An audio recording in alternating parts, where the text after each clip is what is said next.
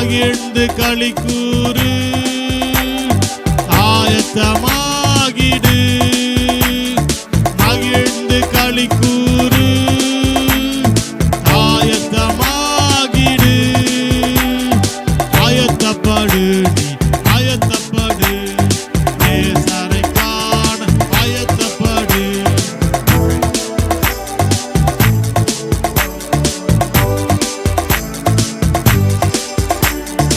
எக்காலம் ஊதிடும் வேளையில் மணவாளனை காண புறப்படு. எக்காலம் ஊதிடும் வேளையில் மணவாளனை காண புறப்படு. தீவட்டியில் என்னை இருக்கின்றதோ என்று கண்டு ஆயத்தப்படு. தீவட்டியில் என்னை இருக்கின்றதோ என்று கண்டு ஆயத்தப்படு. ஆயத்தப்படு, ஆயத்தப்படு, நேசரை காண ஆயத்தப்படு. ஆயத்தப்படு, ஆயத்தப்படு, நேசரை காண ஆயத்தப்படு.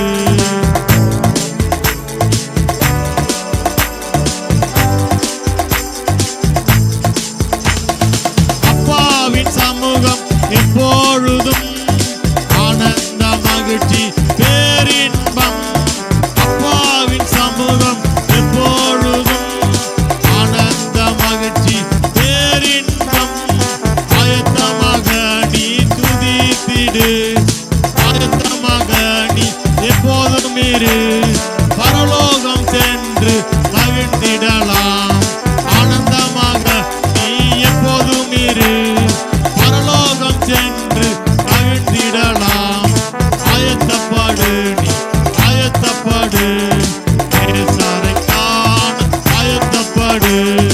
ஆயத்தப்படு, நீ ஆயத்தப்படு, நேசரை காண ஆயத்தப்படு. மகிழ்ந்து களி கூறு, ஆயத்தமாகிடு. மகிழ்ந்து களி கூறு, ஆயத்தமாகிடு. ஆயத்தப்படு, நீ ஆயத்தப்படு, நேசரை காண ஆயத்தப்படு. நேசர் வந்திடும் வேளையை ஒருவரும் அறிய முடியாது. நேசர் வந்திடும் வேளையை ஒருவரும் அறிய முடியாது. தீவட்டியில் என்னை இருக்கின்றதோ என்று கண்டு ஆயத்தப்படு. தீவட்டியில் என்னை இருக்கின்றதோ என்று கண்டு ஆயத்தப்படு. ஆயத்தப்படு, நீ ஆயத்தப்படு, நேசரை காண ஆயத்தப்படு. ஆயத்தப்படு, நீ ஆயத்தப்படு, நேசரை காண ஆயத்தப்படு. மகிழ்ந்து களி கூறு, ஆயத்தமாகிடு. மகிழ்ந்து களி கூறு, ஆயத்தமாகிடு. ஆயத்தப்படு, நீ ஆயத்தப்படு, நேசரை காண ஆயத்தப்படு. ஆயத்தப்படு, நீ ஆயத்தப்படு, நேசரை காண ஆயத்தப்படு. ஹல்லேலூயா, ஹல்லேலூயா, ஹல்லேலூயா. சந்தோஷமா இருக்கீங்களா? கர்த்தருக்குள் எப்பொழுதும் சந்தோஷமா இருங்கள். ஹல்லேலூயா. இந்த நாளிலும் சங்கீதம் 23ஆம் அதிகாரம் 1-6 வரைக்கும். கர்த்தரின் மெய்ப்பராய் இருக்கிறார், நான் தாழ்ச்சி அடையேன். யாராவது ஒருத்தர் வாசிக்கிறீங்க?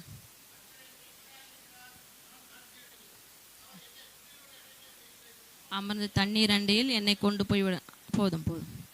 கர்த்தரின் மெய்ப்பராய் இருக்கிறீர்னா, கர்த்தரின் மெய்ப்பராய் இருக்கிறார். அப்போது ஒவ்வொரு நாளும் ஒவ்வொருத்தரோடு யார் இருக்கிறாங்க? தேவன் இருக்கிறாங்க. அவர் தான் நமக்கு என்னவா இருக்கிறாரு? மெய்ப்பராக இருக்கிறாரு. இப்போ ஸ்கூலுக்கு போகும்போது அவங்களுக்கு யார் மெய்ப்பராக இருப்பாங்க? சின்ன பசங்களுக்கு டீச்சர், மெய்ப்பர், போதகர், இது எல்லாமே ஒன்று தான். அப்போது கர்த்தர் நமக்கு யாராக இருக்கணும்? எந்த சமயத்துலையுமே மெய்ப்பராக இருக்கணும். எல்லாமே நமக்கு தெரியும்னு ஒருத்தர் என்ன பண்ண முடியாது, சொல்ல முடியாது. எல்லா சூழ்நிலையிலும் நம்ம சிலர் என்ன பண்ணுவோம், நமக்கே தெரியாமல் எந்த பாதையில போறோம் தெரியாம நம்ம போய்கிட்டு இருப்போம். ஆனாலும் தேவன் நமக்கு ஒவ்வொரு நாளும் மெய்ப்பரா இருந்து நம்மளை என்ன பண்றாரு, நடத்துறாரு. ஹalleluya. நாம் அறியாத பாதையிலும் தேவன் நம்மளை என்ன பண்றாரு, நடத்துறாரு. நேர்த்தியா நம்மளை நடத்துறவரா இருக்கிறாரு. அவர் என்னை புல்லுள்ள இடங்களில் மேய்த்து அமர்ந்த தண்ணீர் அண்டையில் என்னை கொண்டு போய் விடுகிறார். அமர்ந்த தண்ணீர் அண்டை, அப்போ அவருடைய சமூகம் தான். அப்படி எனக்கு தெரிஞ்ச மட்டும் இப்படி தான் நான் உணர்ற, ஃபீல் பண்ணுறேன். ஆண்டவருடைய சமூகம் எப்பொழுது நம்ம என்ன பண்ணுதான், தேற்றுகிறதாய் இருக்கிறது. அமர்ந்த தண்ணீர்கள் அண்டையில் என்னை கொண்டு போய் விடுகிறார். நம்ம என்னத்தான் கஷ்டத்தில் துக்கத்தில் அந்த மாதிரி ஒரு பாதையில் போய் கொண்டு இருந்தாலும் நம்ம என்ன, ஆண்டவருடைய சமூகம் மாத்திரம்தான் நம்ம என்ன பண்ணுமா, தேற்றும். அமர்ந்த தண்ணீர் அண்டையில் கொண்டு போய் விடுகிறார். அவரே நம்மளுடைய ஜீவ தண்ணீராகிய கர்த்தர். ஹalleluya. 3வது வசனத்தை யாராவது வாசிக்கலாம்?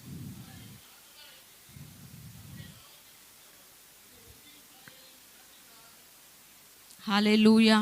அவர் என் ஆத்துமாவை தேற்றி தம்முடைய நாமத்தின் நிமித்தம் என்னை நீதியின் பாதையில் நடத்துகிறார். எத்தனையோ பாதைகள் உண்டு, ஆனா அவர் என்ன சொல்றாரா, தம்முடைய நாமத்தின் நிமித்தம். யாருடைய நாமத்தின் நிமித்தம்? அவருடைய நாமத்தின் நிமித்தம் நம் என்ன பாதையில போனாலும் அவர் நம்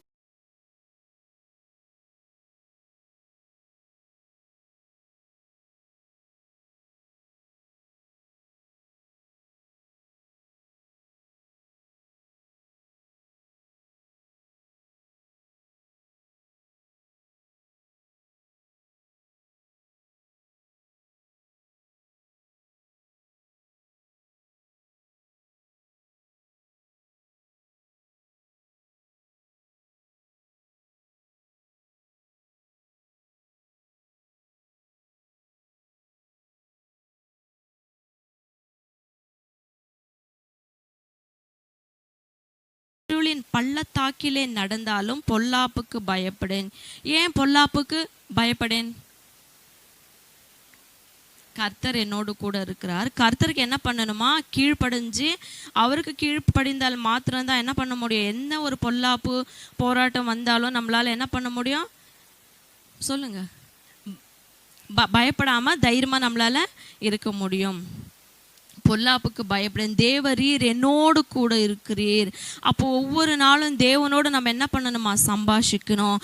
என்ன ஒரு காரியம் செய்தாலும் அவரோடு கூட நம்ம இணைந்து செய்யணும். இதுக்கு முன்பாக நம்ம எப்படி இருந்தோமோ, ஆனால் ஆண்டவர் அறிந்ததுக்கு அப்புறம் எந்த காரியம் செய்தாலும் ஆண்டவரோடு கேட்கணும்.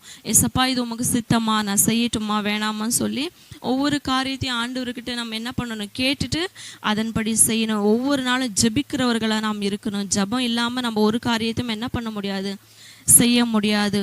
அப்பா எனக்கு சொல்லி கொடுங்கப்பா, எனக்கு எல்லாமே தெரியும், இது நான் செய்வேன். ஒரு நாளும் நம்ம என்ன பண்ணக்கூடாது, மேட்டுமை கொள்ளாமல் ஆண்டவருடைய சமூகத்தில் தாழ்மையாக ஹம்பலாக, அப்பா நான் என்ன செய்யணும்ப்பா எனக்கு சொல்லி கொடுங்கன்னு ஒவ்வொரு நாளும் நம்ம ஆண்டவரிடத்தில் கேட்குறவங்களா இருக்கணும். நம்ம அதிகமாக எதனா தேவையில்லாத காரியங்களை பேசுகிறத காட்டிலும் ஆண்டவருடைய சமூகத்தில் நம்ம எவ்வளோ டைம் ஸ்பெண்ட் பண்ணுறோம் அதை பொறுத்து தான்.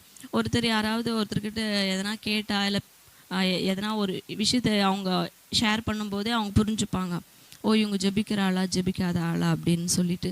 அப்போது நம்ம எப்பொழுதுமே ஆண்டவர் சமூகத்தில் உட்காந்து ஆண்டவருடைய சமூகத்தில் ஏதாவது ஒரு பேசிக்கிட்டே இருக்கிறவங்களா இருக்கணும்.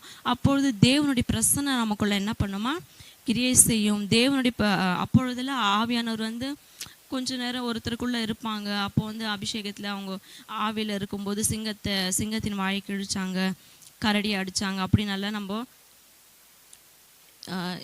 எவ்வளோ விஷயத்தை அறிஞ்சிருக்கிறோம். ஆனால் புதிய ஏற்பாட்டில் என்ன பண்ணியிருக்கு, நான் ஒரு தேற்றரவாளனை உங்களுக்காக அனுப்புகிறேன் ஏசப்பா சொல்கிறாரு. அப்போது நம்ம ஒவ்வொருத்தருக்குள்ள பரிசுத்த ஆவியானவர் வாசமாக இருக்கிறார். ஹல்லேலூயா.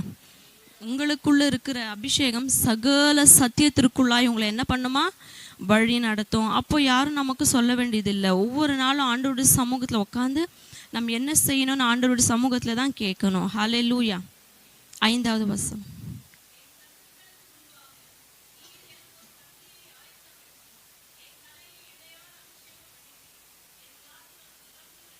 ஹல்லேலூயா, ஆமென். என் சத்துருக்களுக்கு முன்பாக நீர் எனக்கு ஒரு பந்தியை ஆயத்தப்படுத்தி என் தலையை எண்ணெயால் அபிஷேகம் பண்ணுகிறீர்.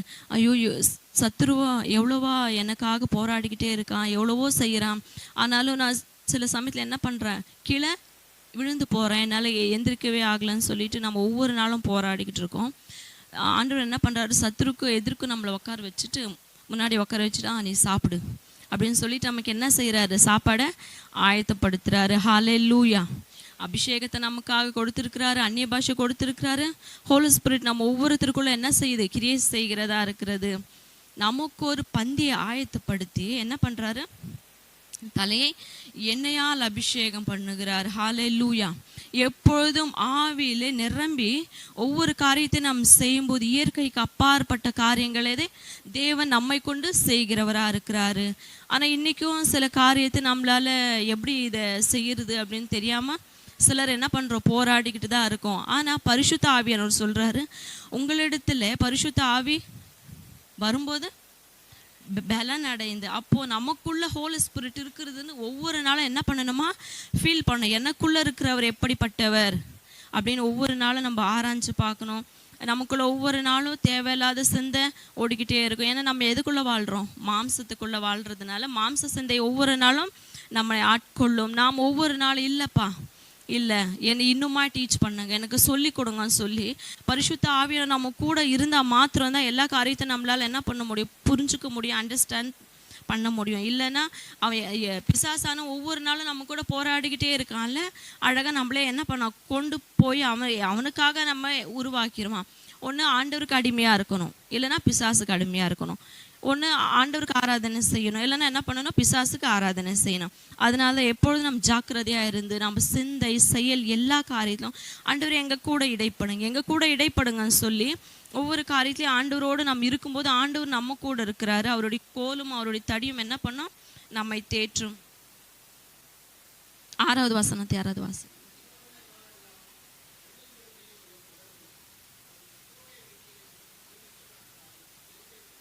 ஹல்லேலூயா. என் ஜீவனுள்ள நாளெல்லாம் நன்மையும் கிருபையும் என்னை தொடரும். நான் கர்த்தருடைய வீட்டிலே நீடித்த நாட்களாய் நிலைத்திருப்பேன். கீழே 2வது, கர்த்தருடைய வீட்டிலே நீடித்த நாட்களாய் நிலைத்திருப்பேன். அப்போ கர்த்தருடைய வீட்டிலேன்னா ஆண்டவருடைய சமூகத்தில் இருந்தால் மாத்திரம் தான் நமக்கு என்ன கிடைக்கும், கிருபையும் நன்மையும் கிடைக்கும். அப்போ ஆண்டவருடைய சமூகத்தில் நம்ம டைம் ஸ்பெண்ட் பண்ணுற ஒவ்வொரு நிமிஷமும் என்ன ஆகாதான், வீணாகி போக சான்ஸே கிடையாது. யாருக்குன்னா ஒருத்தர்கிட்ட பேசுகிறோம் அப்படின்னா அது நம்ம ஜாஸ்தி கூட பேசுவோம், அந்த சமயத்தில் எல்லா வார்த்தையும் ஜீவனுள்ள வார்த்தை எல்லாமே ஏசப்பா பற்றி தான் பேசுகிறோம், நம்மளால் என்ன பண்ண முடியாது, சொல்ல முடியாது. மாம்சத்தை ஒவ்வொரு நாளும் நம்ம என்ன பண்ணணுமா, அடக்கே ஆள்றவங்களா இருக்கணும். நான் கர்த்தருடைய வீட்டில் நீடித்த நாட்களாய் நிலைத்திருப்பேன் அப்படின்னா ஆண்டவருடைய சமூகத்தில் இன்னுமா டைம் ஸ்பெண்ட் பண்ணோம். நான் எப்படி இருக்கிறேன், என் குடும்பம் எப்படி இருக்குது, என் குழந்தைங்க, என் கணவர் அப்படின்னு ஒவ்வொருத்தரும் நம்ம என்ன பண்ணணும், ஆராய்ச்சி பார்க்கணும். நம்ம மட்டும் ஆண்டவருக்குள்ளே இருந்தால் மாத்திரம் போதாது, தேவன் நம்ம ஒவ்வொருத்தரையும் ஒவ்வொரு கூட்டத்துக்காக ஆயத்தமாக்கி இருக்கிறார். ஹல்லேலூயா. விசுவாசிக்கிறீங்களா? ஹல்லேலூயா. ஒவ்வொருத்தரும் இப்போ என்ன ஆண்டவர் எடுத்திருக்காருன்னா எனக்கு மாத்திரம் இல்லை, ஒரு கூட்டத்துக்கு ஆண்டவர் என்ன பண்ணியிருக்காரு, உருவாக்கிட்டு இருக்கிறாரு, ஆயத்தமாக்கிட்டு இருக்காரு. அது போல் உங்கள் ஒவ்வொருத்தரையும் ஆண்டவர் பெரிய ஒரு நோக்கத்திற்காக அழைத்திருக்கிறார். விசுவாசிக்கிறீங்களா எல்லாரும்? ஆமேன். ஹல்லேலூயா. நமக்குள்ளே இருக்கிற அந்த ஹோலி ஸ்பிரிட் என்ன பண்ணணுமா, ஒவ்வொரு நாளும் ஆண்டவருடைய சமூகத்தில் உட்காந்து அப்பா என்ன பண்ணுங்க, நிரப்புங்க, என்னை நிரப்புங்க, ஆவியினால என்ன பண்ணுங்க, நிரப்புங்க, அபிஷேகத்தினால நிரப்புங்கன்னு சொல்லி ஒவ்வொரு நாளும் ஆண்டவருடைய சமூகத்தில் நம்ம ஒபே பண்ணணும்.